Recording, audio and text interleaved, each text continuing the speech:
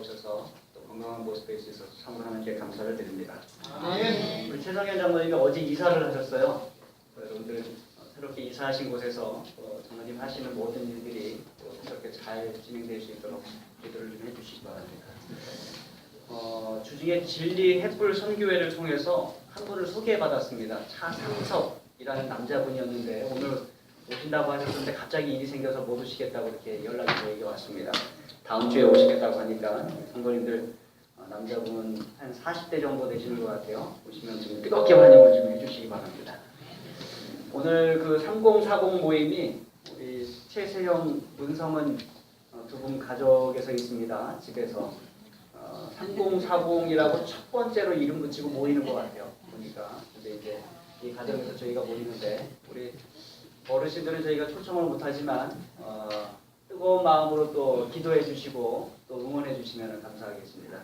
그 다음에 다음 주에 학생 청년 연합 스키 캠프가 무주 리조트에서 있습니다. 우리 많이 후원해 주시고 또 좋은 행사가 되고 또 학생들과 청년들이 부응할 수 있는 행사가 되도록 기도를 좀 해주시기 바랍니다. 지난번에 한번 오셨었는데 제가 인사를 한 번 더 드렸으면 좋겠다고 하는 가정이 있습니다. 우리 조은영 집사님 어디 안에 들어가 계신가요? 네, 조은영 집사님 가정이 계세요? 밖에 계셨던 것 같은데 우리 새쌍둥이하고 말씀드려서 갑자기 교회에 인원수가 4명이 늘어났어요. 네, 집사님과 새쌍둥이 보시면 인사를 좀 해주시기 바랍니다.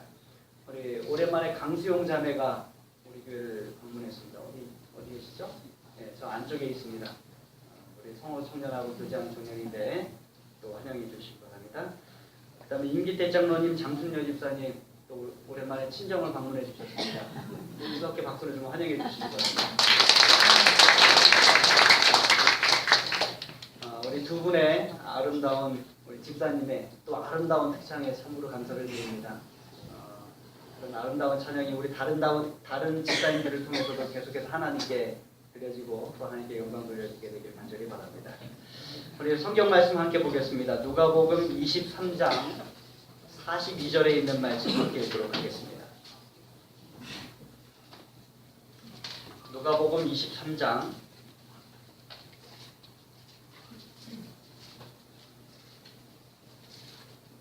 42절입니다. 찾으셨으면 함께 읽도록 하겠습니다. 누가복음 23장 42절입니다. 함께 읽겠습니다. 시작. 이르되 예수여 당신의 나라에 임하실 때에 나를 기억하소서 하니. 예수님께서 해골이라고 불리우는 골고다 언덕에 십자가에 달리실 때 예수님께서 홀로 십자가에 달리지 않으셨습니다. 좌우에 각각 한 명씩 이 2명의 강도와 함께 예수님께서 십자가에 달리셨습니다. 그러므로 그 한 날에 3개의 십자가가 그 언덕에 세워졌던 것입니다.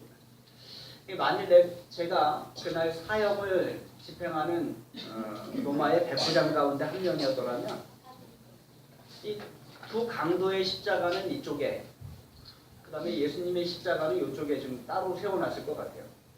그렇지 않습니까?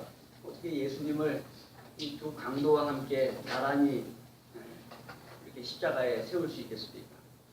그런데 그날 예수님은 두 강도 사이에서 그들과 나란히 십자가에 달리셨어요. 흉악 무도한 죄인들과 조금도 다를 바 없는 취급을 예수님께서 당하신 것입니다. 시대의 소망은 그 장면에 대하여 이렇게 기록을 하고 있습니다. 함께 읽어보도록 하겠습니다. 시작. 예수님과 함께 십자가에 못 박힌 강도들은 좌우편에, 예수께서는 가운데 못 박히셨다. 그것은 제사장들과 관원들의 지시에 의하여 이렇게 했던 것이다. 두 강도 사이에 있던 그리스도의 위치는 그분이 셋 중에서 가장 큰 죄수라는 것을 표시하였다. 예수님께서 뭐라고요? 가장 큰 죄수라는 것입니다. 이 표면적으로는 누구의 요청에 의하여 이렇게 세워졌습니까? 제사장들과 관원들에 의하여 이렇게 세워졌습니다. 그런데 여러분, 다른 다른 이면에서는 하나님의 계획에 의하여 그렇게 세워졌습니다.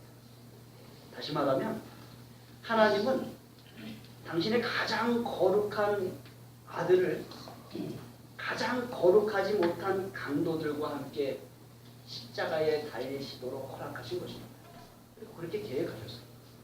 이것에 대하여 이사야서 52장 12절에는 이렇게 예언을 했습니다. 함께 읽도록 하겠습니다. 시작.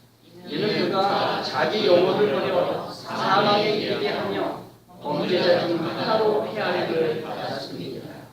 그러니까 예수님은 처음부터 계획될 때 죄인들 가운데서 죄인들의 괴수의 모습으로 십자가에 달려 돌아가시도록 계획이 되었던 것입니다.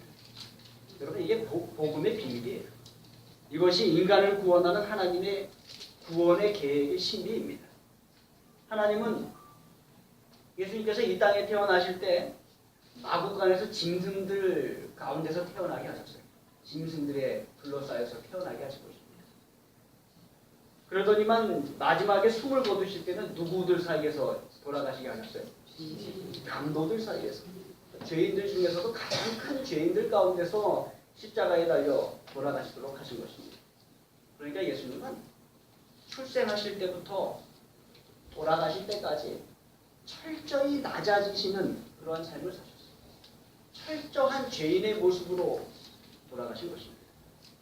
하나님께서 우리 인간의 모든 허물과 수치를 당신의 하나밖에 없는 이 외아들 예수 그리스도에게 모두 다 뒤집어 씌우도록 그렇게 하신 것입니다. 그렇게 해서 우리의 구주 되시는 예수님은 해골이라고 불리는 골고다 언덕에 또 흉악한 죄인 두 강도 사이에서 가장 큰 죄수의 모습으로 십자가에 달려 돌아가신 것입니다. 그러니까 그날 이 골고다 언덕에 하나의 십자가가 아니라 세 개의 십자가가 세워진 것은 절대로 우연히 이루어진 일이 아닙니다. 그건 다 하나님의 계획 가운데 이루어진 것입니다. 이 성경은 두 강도가 어떠한 죄를 저질렀는지 전혀 설명하고 있지 않습니다. 아마 그렇지만 분명히 굉장히 큰 죄들을 지었을 것입니다. 왜냐하면 당대에 여러 가지 형벌이 있었지만 그 중에서도 십자가 형벌은 어떤 형벌이었습니까? 가장 큰 죄를 지은 사람들에게 내려지던 형벌이에요. 그러니까 두 강도가 십자가 형벌을 받았다는 것은 남의 물건을 강도짓하거나 다른 사람의 목숨을 빼앗는 그러한 흉악무도한 죄를 지었다는 것입니다. 그들 스스로 이렇게 이야기합니다. 23장 41절입니다. 우리는 우리가 행한 일에 상당한 보응을 받는 것이니 이에 당연하거니와. 무슨 말씀이에요? 우리가 십자가에 달려 죽는 것은, 이렇게 형벌을 받는 것은 우리의 지은 죄 때문에 받는 것이고 당연한 것이다 라고 고백을 하고 있는 것입니다. 우리는 두 사람 중에 누가 더 큰 죄를 지었는지 알지 못합니다. 분명한 것이 있다면 둘 다 아주 큰 죄를 지어서 당시에 가장 극형이었던 십자가형을 받고 있다는 것입니다. 이제 이 두 사람이 다 인생의 마지막 길목에 왔어요. 조금만 지나면 둘 다 죽어야 합니다. 죽음의 문이 곧 열리기 직전이에요. 그런데 여러분, 예수님을 사이에 두고 십자가에 달린 두 강도의 모습은 아담 이래로 이 세상에 살아오는 모든 사람의 모습과 똑같습니다. 온 인류 전체가 두 강도와 마찬가지로 다 죄인들인 것입니다. 저와 여러분도 예외 없이 우리는 다 두 강도와 같은 그런 죄인들인 것입니다. 우리는 모두 우리의 조상 아담의 타락과 또 우리의 죄로 말미암아 죽음을 피할 수 없는 시간의 차이가 있고 모습의 차이는 있지만 다 죽을 수밖에 없는 그런 죄인들이 된 것입니다. 그런데 이제 이 예수님의 십자가를 사이에 두고 이 온 인류가 두 편으로 나뉘어집니다. 마치 예수님의 십자가를 사이에 두고 두 강도의 운명이 두 편으로 나눠진 것과 똑같습니다. 인류의 운명도 예수님의 십자가를 사이에 두고 두 편으로 나눠지는 것입니다. 한 강도가 말합니다. 23장 39절에 있는 말씀 함께 읽도록 하겠습니다. 시작. 달린 행악자 중 하나가 비방하여 이르되 내가 그리스도가 아니냐? 너와 우리를 구원하라. 이 한 강도가 예수님을 믿지 않았습니다. 그는 예수님을 십자가에 못 박는 이 다른 사람들과 함께 똑같은 소리를 해요. 내가 그리스도가 아니냐? 너와 우리를 구원하라. 비방하고 조롱하는 것입니다. 당신이 그리스도라고 하면 지금 이 순간 당신 자신을 구원할 수 있어야 되지 않겠느냐? 그리고 더불어 당신과 같이 달린 우리도 좀 구원해야 되지 않겠느냐? 그렇게 이야기를 하고 있는 것입니다. 이 강도는 마지막 죽는 순간까지 자기의 죄를 절대로 깨닫지 못했고 회개하는 모습을 전혀 보이지 않았어요. 그는 십자가에 못 박히셔서 죄인 중에 괴수처럼 죽어가지만 인류를 구원하실 수 있는 하나님의 아들의 운명이 그와 같은 운명이었다는 것을 깨닫지 못했던 것입니다. 그런데 오늘날 얼마나 많은 사람들이 이와 똑같은 운명에 처해 있는지 몰라요. 그들이 알지 못합니다. 오늘날처럼 예수님이 모욕당하는 시대는 없어요. 시대가 갈수록 우리는 세상의 사람들이 그리스도를 더 증오하고 그리스도에 대하여 더 핍박하고 욕하는 모습들을 많이 보게 되는 것입니다. 그런데 이 다른 편 강도는 좀 달랐습니다. 40절과 41절 말씀을 함께 읽도록 하겠습니다. 시작. 하나는 그 사람을 꾸짖어 이르되 내가 동일한 정죄를 받고서도 하나님을 두려워하지 아니하느냐. 우리는 우리가 행한 일도 상당한 복음을 받은 것이니 이에 당연하거니와 이 사람이 행한 것은 옳지 않은 것이니라. 이 사람은 먼저 자기들과 예수님이 십자가에 달린 이유가 본질적으로 다르다는 것을 느끼게 되었습니다. 우리는 우리의 죄 때문에 십자가에 달려 죽는데 예수님은 왜 십자가에 달려 죽는지 모르겠다는 것입니다. 자기들은 자기들 죄 때문에 의당 받아야 할 십자가형을 받고 있지만 이분은 왜 십자가에 달리셔야 하는가? 그런 의문을 가지고 있는 것입니다. 죄가 전혀 없고 의로우신 분임에도 불구하고 왜 십자가에 달리셔야 하는가? 이 사람이 놀라운 진리를 어떻게 깨닫게 되었을까요? 시대의 소망을 읽어보면 우리가 자세하게 좀 알 수가 있어요. 이 사람이요, 예수님의 마지막 모습을 가장 가까이에서 직접 보고 경험한 사람이에요. 이 사람이 재판정에서 그리고 갈바리로 올라오는 길에서 예수님과 동행을 했습니다. 이 사람이 빌라도가 내가 그에게서 아무 죄도 찾지 못했다라고 선언하는 것을 들었어요. 그럼에도 불구하고 그분이 뭘 지고 올라옵니까? 십자가를 지고 올라오는 것입니다. 이 사람은 예수님의 거룩한 태도와 예수님께서 당신을 괴롭히는 자들을 불쌍히 여겨서 용서를 베푸시는 모습을 목격했어요. 그는 많은 위대한 종교가들이 예수님에 대하여 조소와 멸시의 말을 던지는 것을 보았고 십자가 위에서 그 종교 지도자들의 그러한 모습들을 보았습니다. 그는 사람들이 조롱의 표시로 머리를 흔들면서 말하는 것을 보았고 그는 행악자인 그의 동료가 예수를 비방하는 모습을 보았어요. 내가 그리스도가 아니냐? 그럼 너와 우리를 구원하라. 라는 그 조소의 말을 듣는 것입니다. 그는 또 십자가 밑을 지나가는 사람들 중에서 많은 사람들이 예수님을 옹호하는 말들을 들었어요. 그들이 말합니다. 예수님께서 하신 말씀들을 반복해서 되뇌이고 예수님께서 행하신 이야기들에 대하여 예수님 포함해서 이야기를 나눕니다. 보고 들으면서 강도의 마음속에 이분이 그리스도라는 확신이 들기 시작합니다. 아무런 죄가 없으신 분이 십자가에 달리셨어요. 사람을 살리시고 고치시던 분이 사람을 용서하시고 사랑을 베푸시던 분이 십자가에 달리셨어요. 그래서 이분이 그리스도라는 그 확신이 이 강도의 마음속에 들기 시작하는 것입니다. 그래서 그는 동료 제수를 돌아보며 내가 동일한 정죄를 받고서도 하나님을 두려워하지 아니하느냐? 어떻게 우리가 이분과 똑같은 형틀에 매일 수 있느냐? 라고 그가 고백하는 것입니다. 그러면 죽어가는 사람에게 두려울 게 없어요. 특별히 사형을 언도받은 사람이 뭐 두려울 게 있겠습니까? 사람이 두렵겠어요? 뭐가 두렵겠어요? 그런데 이 사람에게는 두려워해야 할 하나님이 계시다는 생각이 들기 시작했습니다. 그리고 멀리 미래에 자신을 떨게 할 심판이 있다는 것을 그가 두렵게 여기기 시작했어요. 이 죄로 더럽혀질 대로 더럽혀진 이 인생의 역사가 이제 막 끝나려 하고 있는데 그에게 하나님에 대한 두려움과 자신의 미래에 대한 두려움이 엄습해 오는 것입니다. 우리는 우리가 행한 일로 상당한 보응을 받는 것이니 이에 당연하거니와 이 사람이 행한 것은 옳지 않은 것이 없다. 그가 탄식합니다. 이제 의문이 없어지고 의심도 사라지고 비난도 없어집니다. 자기 죄로 인해서 정죄를 받을 때 이 언도를 받을 때 이 강도가 아무런 소망 없이 절망에 빠져지는 것을 느껴졌습니다.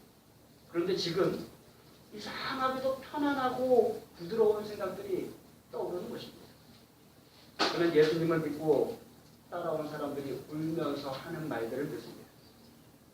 그는 그 사람들의 말을 들으면서 예수님께서 어떻게 병자를 고치셨고 예수님께서 어떻게 죄를 용서했으며 그들이 어떠한 모습으로 예수님께 사랑을 받았는지 이야기할 때 그 이야기를 들으면서 머릿속으로 계속해서 그것을 회상해 봅니다. 나사렛 예수, 유대인의 왕. 그는 예수님의 머리 위에 붙은 명패를 읽어봅니다. 행인들 중에 어떠한 사람들은 슬퍼하며 떨리는 입술로 그 명패를 읽고 어떠한 사람들은 농담과 조롱으로 그 말들을 되풀이하며 서로 자기들끼리 깔깔거리고 있습니다.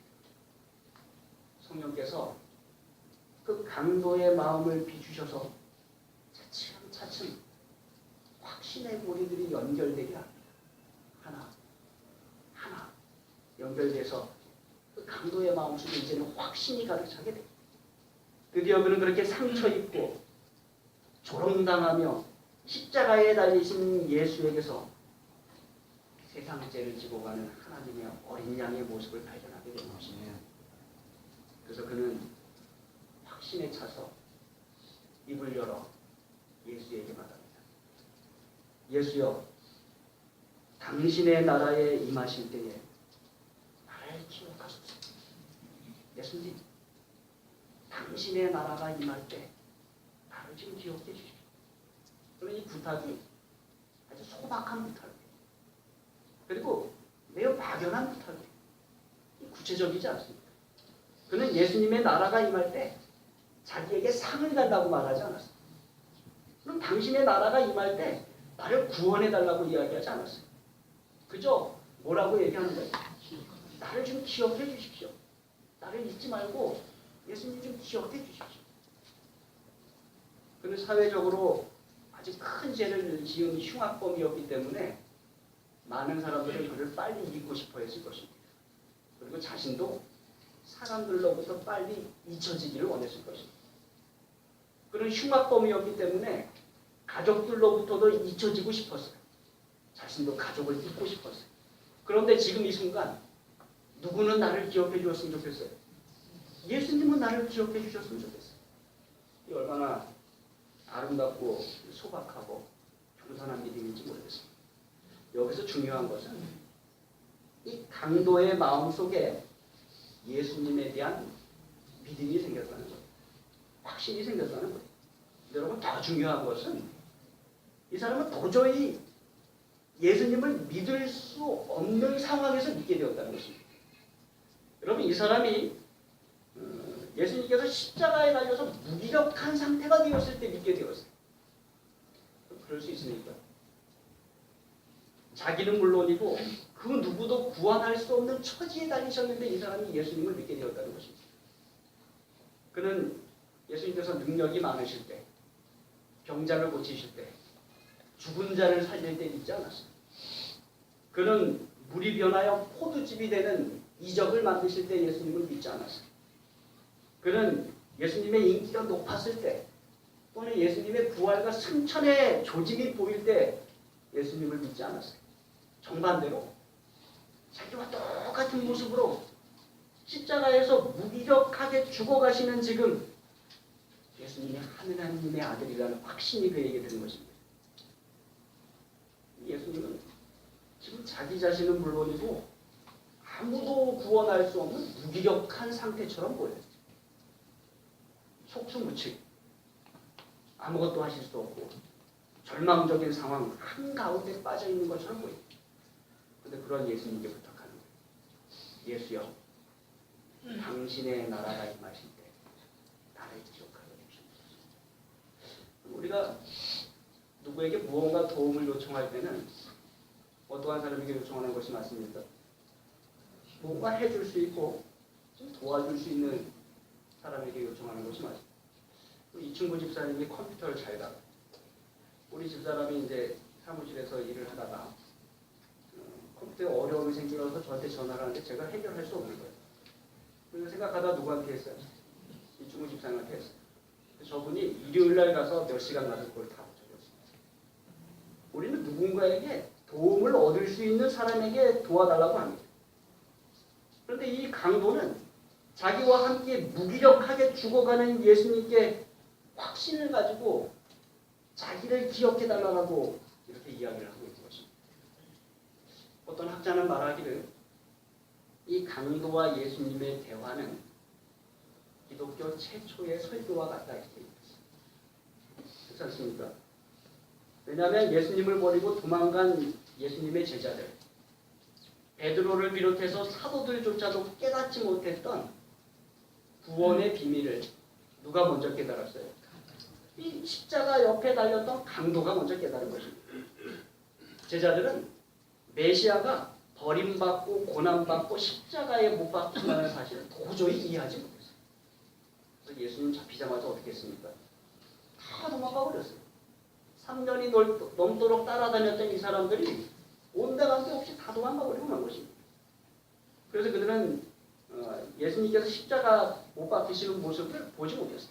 요한복음 쪽으로는 뭐 어디도 봤는지 모르겠습니다만 가까이 있는 제자는 아무도 없었어요.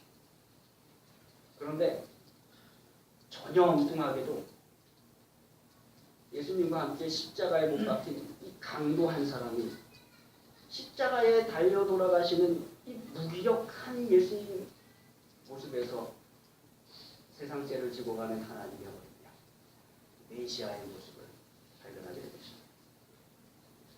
하나님의 아들이 자기와 마찬가지로 죄인의 모습이 되어서 철저히 죽어가야만 했다라는 것을 그가 깨닫게 된 것입니다.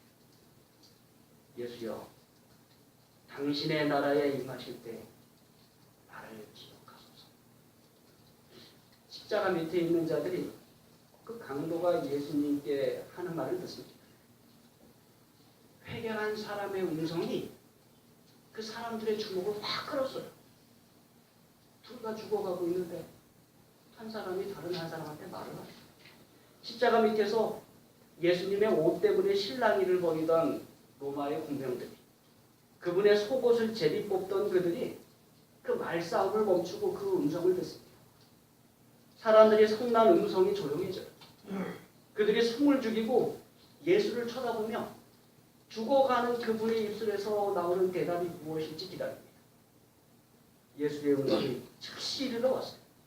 예수님께서 사랑과 동정과 능력이 충만하고 부드럽고 선율적인 음성으로 대답하십니다. 내가 진실로 내게 이르노니 오늘 내가 나와 함께 낙원에 있으리라.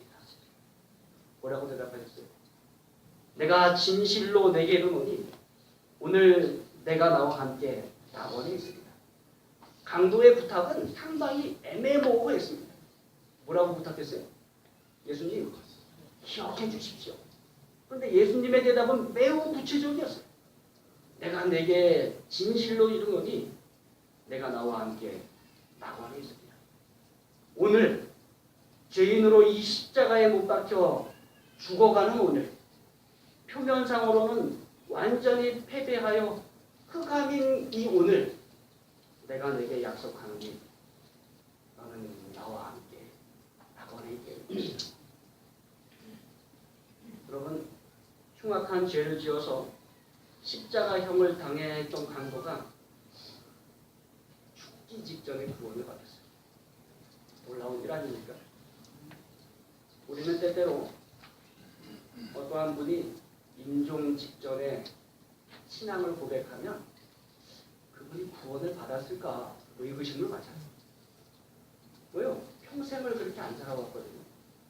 그런데 죽기 직전에 예수님을 믿습니다 라고 고백을 해요. 그럼 우리가 의구심이 들고 구원을 받았을까? 그럼 어떻습니까? 구원을 받았습니까? 구원을 받았어요. 십자가상에서 죽기 직전에 강도를 구원하신 예수님께서 그 사람도 구원하십니다. 믿으시기 바랍니다. 우리는 여기에서 구원의 놀라운 원리 하나를 발견하게 됩니다. 이 세상에 구원받지 못할 큰 죄인은 없다는 것입니다. 이 세상에 구원받기에 너무 늦은 사람은 없다는 것입니다. 예수님은 아무리 큰 죄인이라 할지라도 구원하신다는 것입니다. 어느 누구도 예수님을 구주로 시인하기에 늦은 사람은 없다는 것입니다. 생명이 단 1분밖에 안 남은 사람이라 할지라도 그가 예수를 구주로 시인하면 그가 구원 얻는 자됨을 여러분 기억하시기 바랍니다. 여러분 그 강도를 생각해 보십시오. 그가 안식일에 우리처럼 나와서 예배 잘 드렸습니까? 그가 그 수일의 11조에 대하여 하나님께 헌신적으로 드렸습니까? 그가 성경을 잘 읽었을까요? 그가 예언의 신을 알지 못했습니다. 그가 선한 일을 행하며 살아왔습니까? 전혀 그렇지 않습니다. 그는 평생을 강도로 살아온 사람.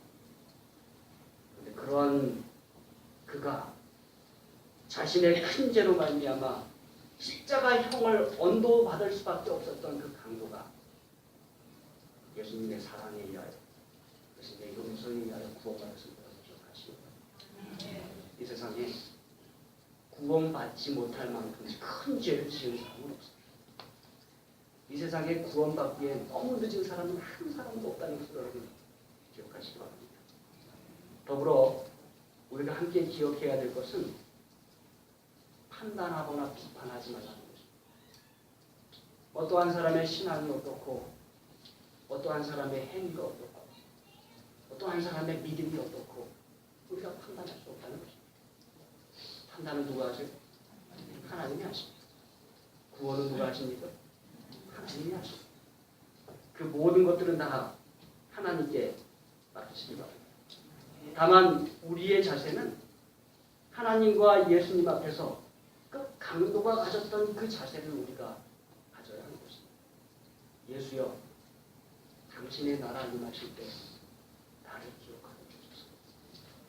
다른 사람 보면서 이러쿵저러쿵 판단하며 떠들 것이 아니라 예수를 바라보며 십자가상의 강도를 구원하신 예수여, 나를 기억하여 주소서.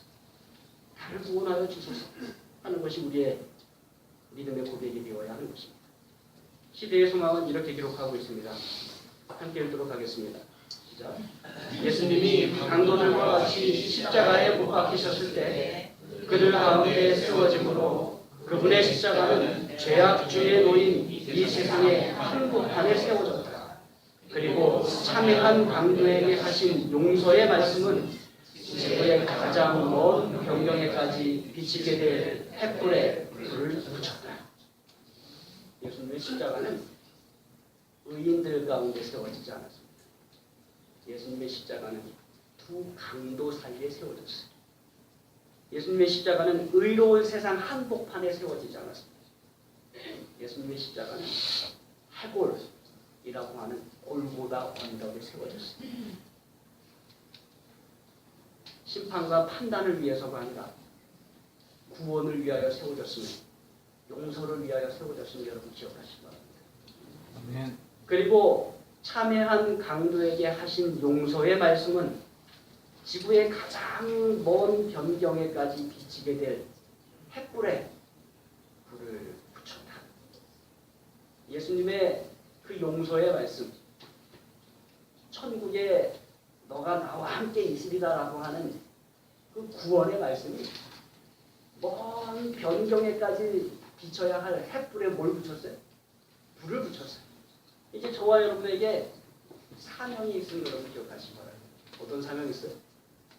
그 횃불을 들고 지구의 저 먼 변방까지 우리 가야 하는 사명이 있음을 여러분 기억하시기 바랍니다. 주변의 사람들에 대하여 믿음이 어떻고 그들의 신앙이 어떻고 말하고 있을 것이 아니라 저와 여러분의 사명은 변방을 향하여 그 횃불을 들고 가는 사명되어야 함을 여러분 기억하시기 바랍니다. 들고 가면서 늘 우리가 가져야 하는 자세는 강도의 자세. 예수여 기억하여 주시옵소서. 예수여 불쌍히 여겨 주시옵소서. 예수여 구원하여 주시옵소서. 예수여 인도하여 주시옵소서. 이 강도의 자세가 예수님 재림하시는 그날까지 우리의 마음속에 계속되게 되길 간절히 바랍니다. 아멘. 우리 교회가 복음의 횃불을 변방에 전하는 교회를 간절히 바랍니다. 우리 개인이, 우리 가정에서, 우리 지역사회에서, 이 세종시에 이 예수님께서 불을 붙이신 이 용서의 구원의 횃불을 전하는 우리 개인과 우리 교회가 되길 바라면서 말씀을 마치겠습니다. 아멘.